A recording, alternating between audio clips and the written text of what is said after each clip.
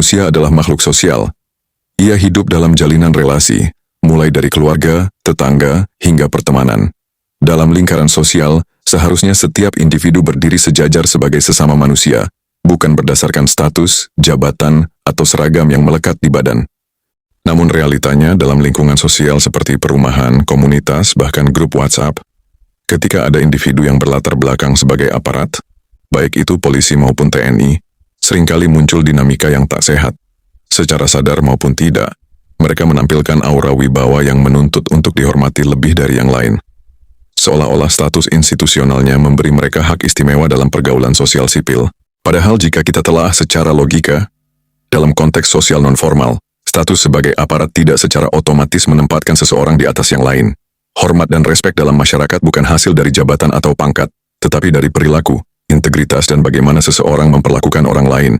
Seragam hanyalah simbol tanggung jawab, bukan tiket untuk mendapat perlakuan istimewa. Lebih keliru lagi ketika masyarakat sekitar pun turut menormalisasi sikap ini. Rasa canggung, sungkan berpendapat, atau takut menegur justru menciptakan sekat yang merusak kesetaraan sosial. Lingkungan sosial bukanlah barak atau kantor komando, melainkan ruang di mana semua warga, tua muda, miskin kaya, berpangkat atau tidak, punya kedudukan yang sama dalam hal nilai kemanusiaan. Jika aparat merasa berhak mendapat perlakuan lebih hanya karena identitasnya, itu bukan lagi soal wibawa, melainkan superioritas semu. Dan jika masyarakat diam atau mendukung sikap itu, maka kita sedang membiarkan benih feodalisme tumbuh dalam kehidupan modern. Karena dalam tatanan sosial non-formal, tak ada satupun manusia yang lebih tinggi derajatnya hanya karena institusi tempat ia bekerja. Seragam adalah simbol tugas, bukan identitas pribadi yang melekat dalam setiap ruang interaksi. Ketika seragam dibawa ke ruang sosial sipil dan digunakan sebagai alat wibawa, maka kita sedang mengaburkan batas antara struktur formal negara dan relasi horizontal antar warga. Mereka, para aparat, adalah bagian dari rakyat, bukan di atas rakyat.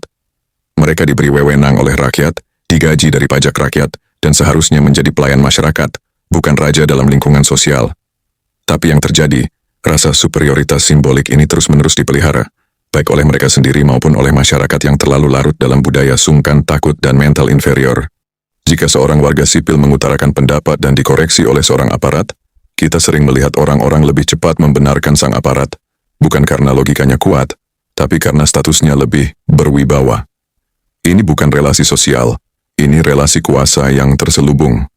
Apakah kehormatan lahir dari jabatan? Tidak. Kehormatan lahir dari akhlak. Pangkat bisa dibeli, seragam bisa diwariskan, tapi adab tidak bisa dibentuk dari instansi. Ia tumbuh dari jiwa yang mengerti bahwa dalam pergaulan sosial, tak ada yang berhak minta dihormati, kecuali ia terlebih dahulu bisa menghormati. Kita hidup dalam masyarakat, bukan markas. Kita bertetangga sebagai manusia, bukan sebagai jabatan. Maka jangan pernah jadikan status sebagai alat untuk mengatur jarak atau memagari respek. Karena saat kita memuliakan status lebih dari moral, kita sedang mencabut akar kesetaraan dalam hidup bersama. Dan ketika kesetaraan mati, yang tumbuh bukan harmoni, tapi ketakutan, kepura-puraan, dan relasi semu yang hanya menciptakan jarak, bukan kedekatan.